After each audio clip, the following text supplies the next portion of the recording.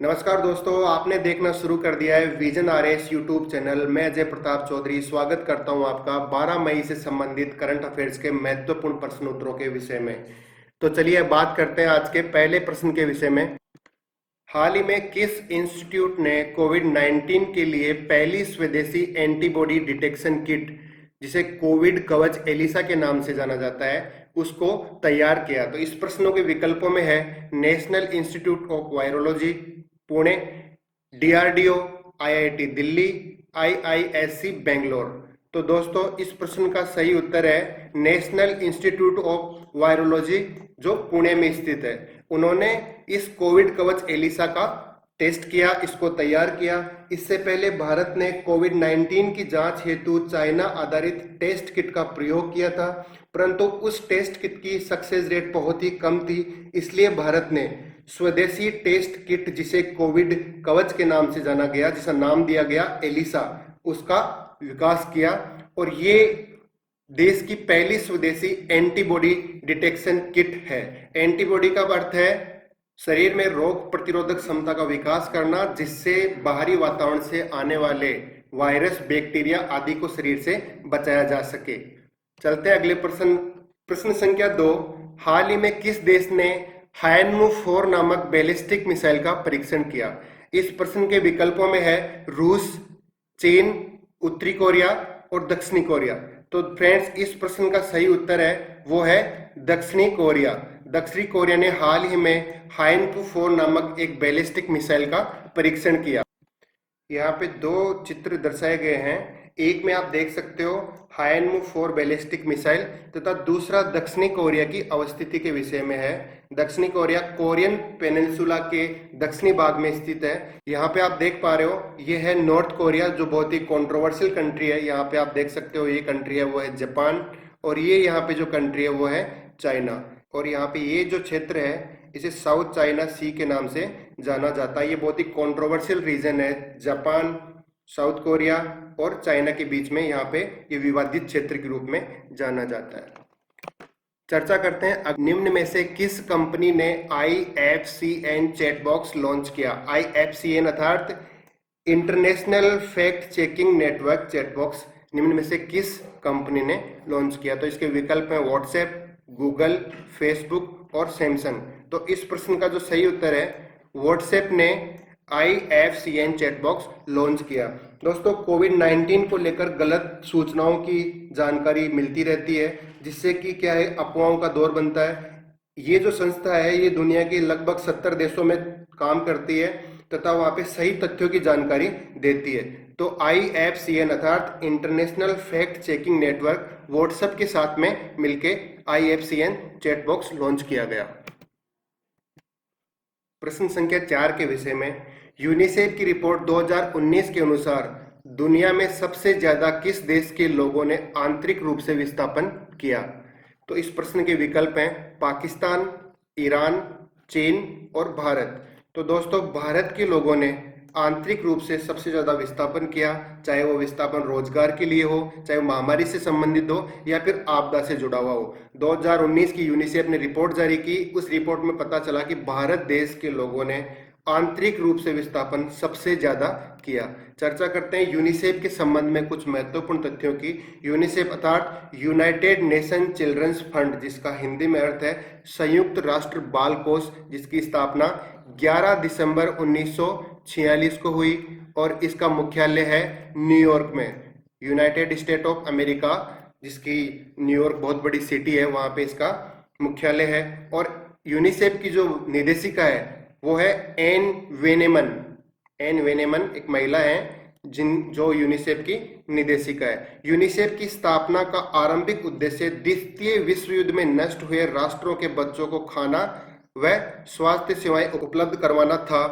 वर्तमान में यूनिसेफ की प्राथमिकता है बच्चों का विकास, बुनियादी शिक्षा, लिंग के आधार पर असमानता, बच्चों का हिंसा से बचाव, शोषण, बाल श्रम का विरोध व बच्चों के अधिकारों के लिए वैधानिक संघर्ष के लिए काम करता है वर्तमान में यूनिसेफ।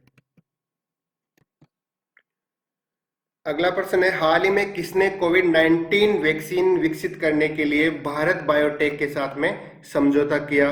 तो इस प्रश्न के विकल्प हैं ICMR अर्थात Indian council of medical research, NITI Aayog, रक्षा मंत्रालय तथा वित्त मंत्रालय।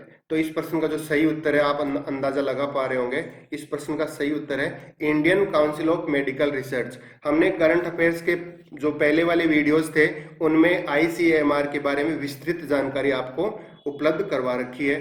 कोविड-19 के लिए भारत बायोटेक एक कंपनी है जो मेडिकल क्षेत्र से जुड़ी हुई है, उसके साथ मिलकर कोविड-19 की वैक्सीन तैयार करने के लिए समझौता किया है।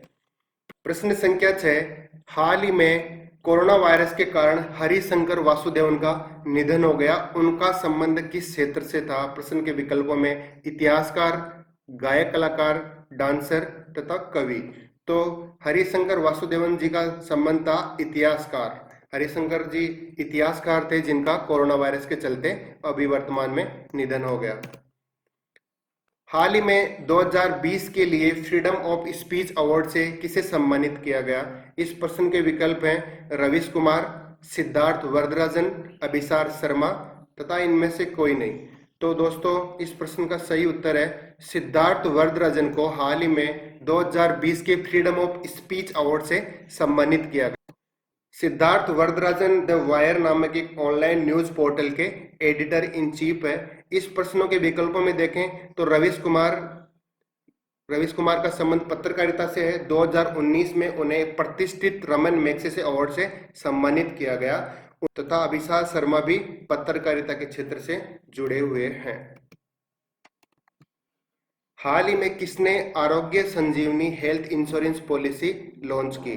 इस प्रश्न के ऑप्शंस हैं SBI general insurance, LIC general insurance, HDFC general insurance और न्यू इंडिया इंश्योरेंस।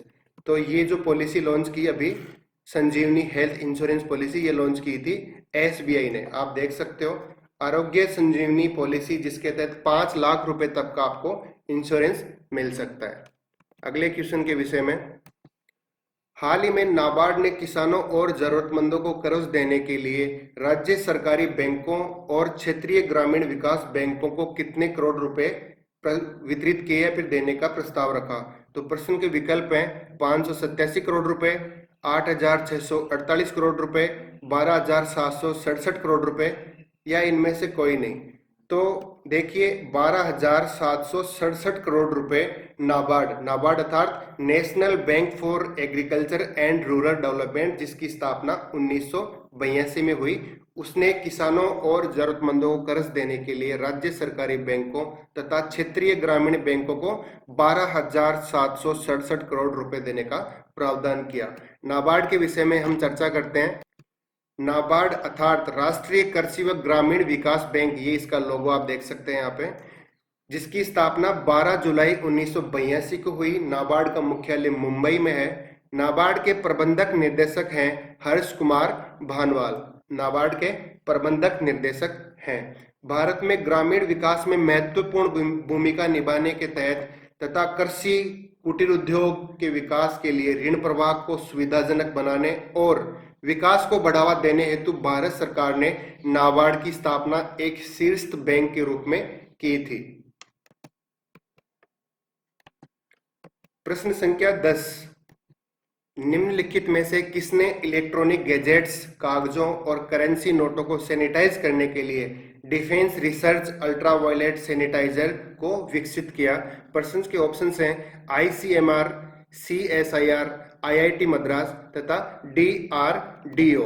तो देखिए DRDO ने इलेक्ट्रॉनिक गैजेट्स, कागजों और करेंसी नोटों को सैनिटाइज करने के लिए डिफेंस रिसर्च अल्ट्रावायलेट सैनिटाइजर विकसित किया। आप देख सकते हो इसके तहत क्या होगा, ये जो डॉक्यूमेंट्स हैं, गैजेट्स हैं, कागज है, करेंसी हैं, इसको इस प्रकार के इलेक्ट्रॉनिक उपकरण में उनको सैनिटाइज किया जा सकता है, जिससे क्या होगा, कोरोना वायरस से संक्रमण को बचाया जा सकता है और ज्यादा फैलने से रोका जा सकता है।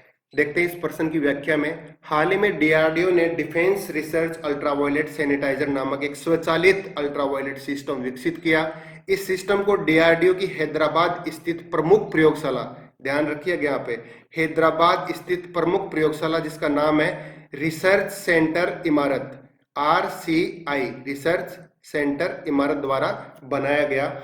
इस अल्ट्रावायलेट सिस्टम को विकसित करने का मकसद इलेक्ट्रॉनिक गैजेट्स, कागजों और करेंसी नोटों को सैनिटाइज करना है। इस सिस्टम के जरिए mobile phone, iPad, laptop, currency cheque, चालान, पासबुक, कागज और लिफाफे आदि को सैनिटाइज किया जा सकता है। जैसे कि बताया कि इन सबको सैनिटाइज करने का मुख्य उद्देश्य ये है कि व्यक्तिगत आदान प्रदान के साथ में इस प्रकार के जो गैजेट्स हैं, चेक हैं, चालान बुक है, पासबुक है, इसके द्वारा कोरोना वायरस फैलने का खतरा होता है। इसलिए ये जो डिफेंस रिसर्च अल्ट्रावायलेट सैनिटाइजर है, इसके तहत क्या किया जाएगा, इनको सैनिटाइज किया जा सकता है तथा कोरोना वायरस के खतरे को न्यूनतम किया जा सकता है।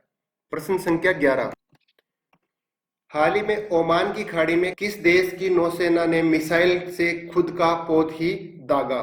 तो इस प्रश्न के विकल्प हैं इराक, पाकिस्तान, चीन और ईरान। तो इस प्रश्न के सही विकल्पों में है ईरान ने हाल ही में ओमान की खाड़ी, आप देख सकते हो यहाँ पे गल्फ ऑफ ओमान अर्थात ओमान की खाड़ी में एक मिसाइल का परीक्षण किया तथा उस मिसाइल के परीक्षण से उन्होंने खुद का पोत ही दाग के नष्ट कर दिया।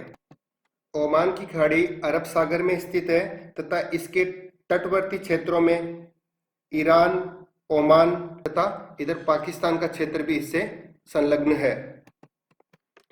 अब हम चर्चा करते हैं 11 मई के प्रश्न के संबंध में जो हमने कल आपको दिया था अभ्यास के लिए।